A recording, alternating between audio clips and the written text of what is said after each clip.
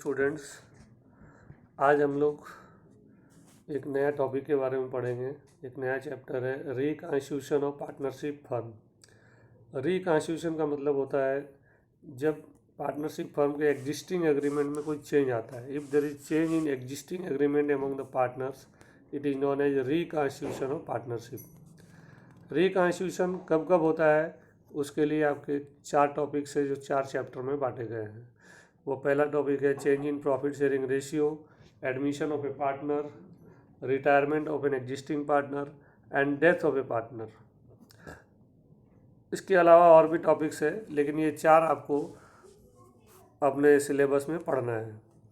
इन चारों को मिलाकर हम कार्ड बोलते हैं, CARD। तो रिकॉन्स्टिट्यूशन कब होता है, इन चारों कंडीशंस में रिकॉन्स्टिट्यूशन ऑफ पार्टनरशिप फर्म होती है।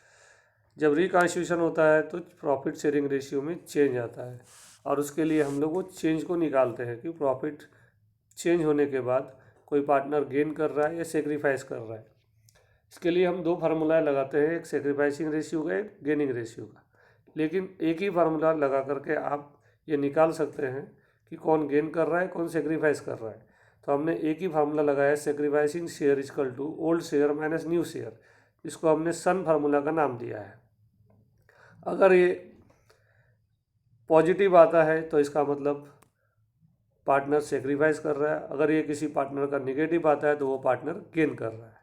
कोई भी पार्टनर जितना सेक्रीफाइस करेगा, दूसरे पार्टनर उतना ही गेन करेंगे। मतलब जितना गेनिंग आएगा उतना ही सेक्रीफाइसिंग आएगा।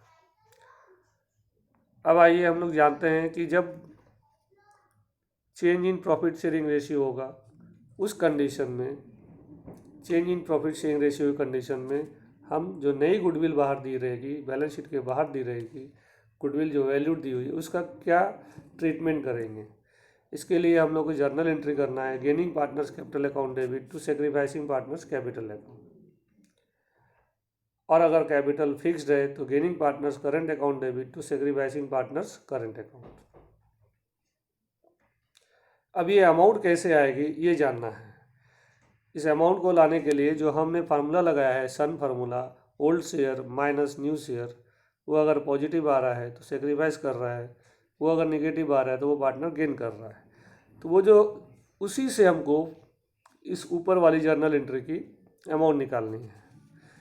तो गेनिंग शेयर या sacrificing partner share of goodwill equal to firms goodwill, firm की गुडविल लेंगे और उसमें जो भी उसका गेनिंग शेयर आया है ऊपर के फार्मूले से या सेक्रीफाइसिंग शेयर आया है उससे इंटू करा देंगे तो उसकी अमाउंट आ जाएगी। और वो अमाउंट जो है हम लोग ऊपर वाली जर्नल एंट्री में रख सकते हैं, तो वो जर्नल एंट्री कंप्लीट हो जाएगी। ये as per AS 26 accounting standard 26 ये एक ट्रीटमेंट था गेनिंग टू सेक्रीफाइसिंग करने का। दूसरा ट्रीटमेंट भी है।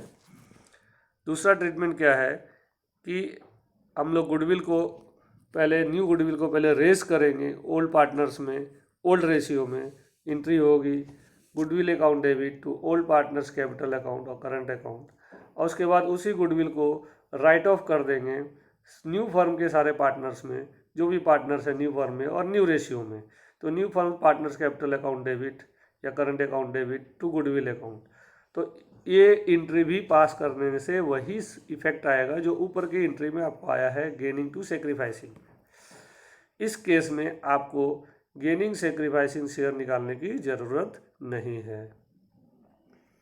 अब आइए, जब प्रॉफिट शेयरिंग रेशियो चेंज होता है, जब रिकॉन्स्टिट्यूशन ऑफ पार्टनरशिप होती है, उसमें अगर वो चेंज इन रेशियो, एडमिशन हो, रिटायरमेंट हो, वहाँ पर आपको 7 आइटम्स जनरली पार्टनर्स में डिस्ट्रीब्यूट कर दिए जाते हैं। ये 7 आइटम बैलेंस शीट में दिए होते हैं, जिसमें से 4 आइटम लायबिलिटी साइड होते हैं और 3 आइटम एसेट साइड होते हैं।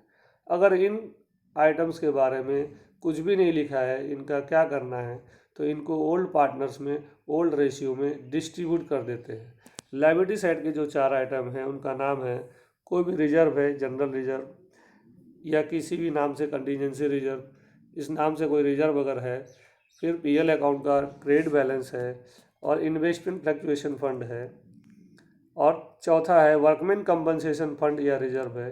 तो ये चारों को पार्टनर्स में, ओल्ड पार्टनर्स में ओल्ड रेशियो में बांट देते हैं। तो ये लायबिलिटी साइड होते हैं और लायबिलिटी साइड का बैलेंस लायबिलिटी साइड के अमाउंट का जो भी अकाउंट है उसका बैलेंस क्रेडिट बैलेंस होता है। इनको पार्टनर में बांटने का मतलब है इन अकाउंट को क्लोज करना है, तो इनका क्रेडिट बैलेंस होता है, तो इसलिए जर्नल एंट्री में इनको हम डेबिट करते हैं और ओल्ड पार्टनर्स को ओल्ड रेशियो में क्रेडिट कर देते हैं। तो ये सारे आइटम्स क्लोज हो जाते हैं। लेकिन ध्यान ये भी रखना है, अगर इनके बारे में कुछ लिखा है इनका क्या ट्रीटमेंट करना है, तो अकॉर्डिंगली वही ट्रीटमेंट करेंगे और जो अमाउंट बच जाएगी उसको ओल्ड पार्टनर्स में ओल्ड रेशियो में बांट देंगे। तो ये 4 आइटम हो गए लायबिलिटी साइड के। अब आइए एसेट साइड के भी 3 आइटम जो होते हैं वो पार्टनर्स में बांट दिए जाते हैं, ओल्ड पार्टनर्स में ओल्ड रेशियो में। तो old partners capital account debit to profit and loss account to deferred revenue expenditure और एक गुडविल, ये तीसरा आइटम गुडविल है जो कि ओल्ड बैलेंस शीट में दिया रहेगा। ये तीनों आइटम एसेट साइड होते हैं। एसेट साइड के आइटम्स का डेबिट बैलेंस होता है, अगर इनको क्लोज करना है तो इनको क्रेडिट करना होगा, तो इन तीनों आइटम को हम क्रेडिट कर देंगे। प्रॉफिट एंड लॉस अकाउंट अगर एसेट साइड में है मतलब वो लॉस है, उसको क्रेडिट करेंगे। डिफर रेवेन्यू एक्सपेंडिचर को क्रेडिट करेंगे और अगर गुडविल दी हुई है एसेट साइड में तो उसको भी क्रेडिट कर देंगे। तो old partners capital account debit to PL account to defer revenue expenditure. Defer revenue expenditure का एग्जाम्पल है एडवर्टीजमेंट सस्पेंस अकाउंट। और तीसरा है गुडविल। इन तीनों को हम क्रेडिट कर देंगे और ओल्ड पार्टनर्स को ओल्ड रेशियो में डेबिट कर देंगे। तो ये 7 आइटम का ट्रीटमेंट कार्ड के समय करना है, मतलब change in ratio, admission, retirement, death, इनके बारे में एज इट इज ट्रीटमेंट करना है। अगर क्वेश्चन में इनके बारे में और कुछ इन्फॉर्मेशन नहीं है कि इनका क्या करना है, तो ये ओल्ड बैलेंस शीट में दी रहेगी। हाँ, न्यू गुडविल का ट्रीटमेंट वैसे ही करना है जैसे आपको ऊपर बताया गया है, या तो गेनिंग टू सेक्रीफाइसिंग कर दीजिए या फिर न्यू गुडविल को पहले रेज कीजिए ओल्ड रेशियो में, फिर उसको क्लोज कर दीजिए न्यू रेशियो में, न्यू फर्म के पार्टनर्स में। अब इसी चैप्टर में आपको हम बता दें कि आपको रीवैल्यूएशन अकाउंट बनाना पड़ता है और वो कब बनाना है, और ये चारों चैप्टर में आपको बनाना होगा। चेंज इन रेशियो में, एडमिशन में, रिटायरमेंट में, डेथ में, इन चारों केसेस में रीवैल्यूएशन अकाउंट बनाना पड़ सकता है डिपेंडिंग अपॉन क्वेश्चन। क्वेश्चन में रीवैल्यूएशन अकाउंट बनाने का कब आपको पता चलेगा, जब आपको कोई एसेट्स या लायबिलिटीज़ में कोई चेंजेज आ रहे हैं।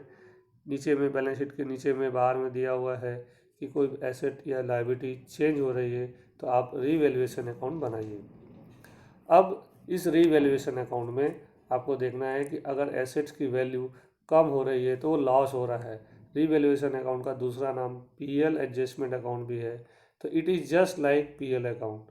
अगर due to change in assets and liabilities if any loss occurs, तो वो डेबिट साइड में जाएगा। एसेट की वैल्यू अगर कम हो जाती है, लायबिलिटी की वैल्यू अगर बढ़ जाती है, प्रोविज़न अगर हमने बनाया है डेटर के ऊपर और उसको बढ़ाना है या क्रिएट करना है, तो ये तीनों केसेस लॉस के हैं, वो डेबिट साइड में जाएंगे। और अगर कोई अनरिकॉर्डेड लायबिलिटी पता चलती है तो मतलब लायबिलिटी हमारी बढ़ रही है, तो वो भी डेबिट साइड में जाएगा।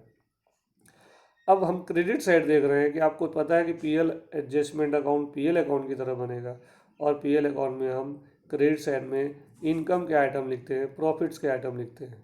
तो due to change in the value of assets and liabilities, अगर किसी आइटम में चेंज से हमें प्रॉफिट हो रही है तो क्रेडिट साइड में जाएगा। तो प्रॉफिट कब होगी, जब एसेट्स की वैल्यू बढ़ जाएगी, जब किसी एसेट्स की वैल्यू लायबिलिटी की वैल्यू कम हो जाएगी, और या हमारा जो प्रोविज़न डेटर के ऊपर दिया हुआ है वो कम हो जाएगा, तो हमें प्रॉफिट होगी। और कोई एसेट्स अनरिकॉर्डेड है और उसको अभी रिकॉर्ड कर रहे हैं, इसका मतलब है कि एसेट की वैल्यू बढ़ रही है, तो भी हमें प्रॉफिट होगी। हमने इसके हेडिंग में लिखा है कि इसमें 10 आइटम्स होते हैं, मैक्सिमम 10 आइटम हो सकते हैं, 10 तरह के आइटम हो सकते हैं, 10 types of categories of item बताए गए हैं। तो पांचवा आइटम आप जो निकालेंगे प्रॉफिट या लॉस निकालेंगे, वो क्रेडिट साइड ज़्यादा होगा तो प्रॉफिट होगा, उसको डेबिट साइड में लिख करके पार्टनर में बांट देंगे, ओल्ड पार्टनर्स में ओल्ड रेशियो में। और अगर वो डेबिट साइड ज़्यादा है तो इसका मतलब लॉस हो रहा है, तो वो क्रेडिट साइड में लिख करके ओल्ड पार्टनर्स में ओल्ड रेशियो में डिस्ट्रीब्यूट कर देंगे। इस तरीके से हमारा रिवैल्यूएशन अकाउंट कंप्लीट हो जाएगा। तो एक बार और बता दें कि ये रिवैल्यूएशन कब बनाना है, जब एसेट्स या लायबिलिटीज में वैल्यू में कुछ चेंज आ रहा है और वो रिकॉन्स्टिट्यूशन का चैप्टर है, मतलब उसमें या तो चेंज इन रेशियो हो रहा है, या एडमिशन हो रहा है, या रिटायरमेंट हो रहा है किसी पार्टनर का, या डेथ हो रही है किसी पार्टनर में, और वहाँ पर change in ratio assets and liabilities की वैल्यू चेंज हो रही है, तब हमें रीवैल्यूएशन अकाउंट बनाना है। Thank you very much.